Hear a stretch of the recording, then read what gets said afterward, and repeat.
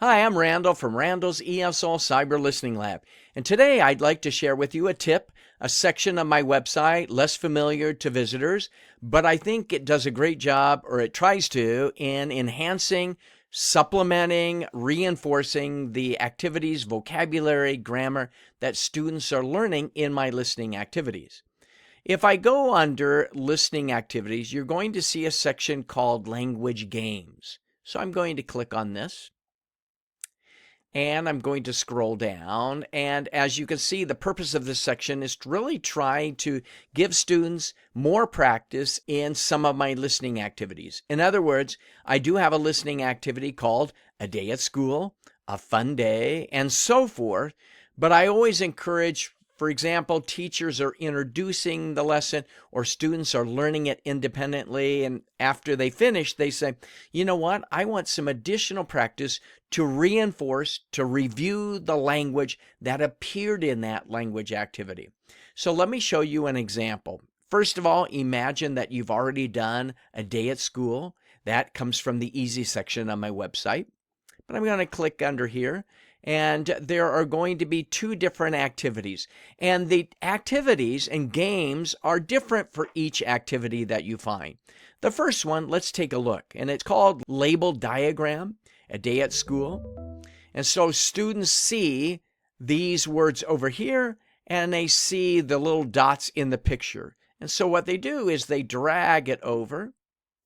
Book, they look at that. They look at the window. I've already met, let's say, the map. They can see a map over here.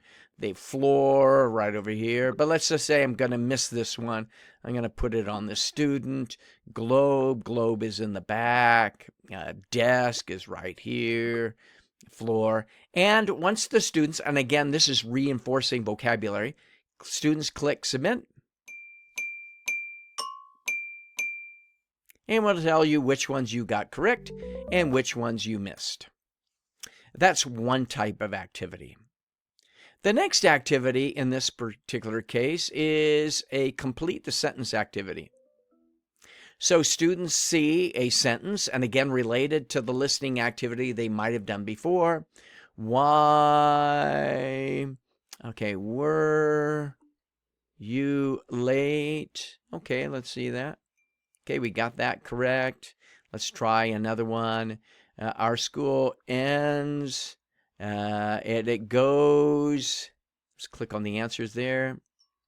Okay, it tells I made a mistake on that one. I usually eat a sandwich for lunch, and then I go outside to play with my friends. You click on that, and it gives you the answer as well. Now, as a teacher, you could always expand the screen. I tried to expand it just a little bit so you can see what it might look in the expanded version. So these particular activities could be very useful to review vocabulary and language in your classroom. I suggest that you go back and take a look at this a little bit more. Again, to find these activities, you go under Listening Activities and Games right there. Give them a try.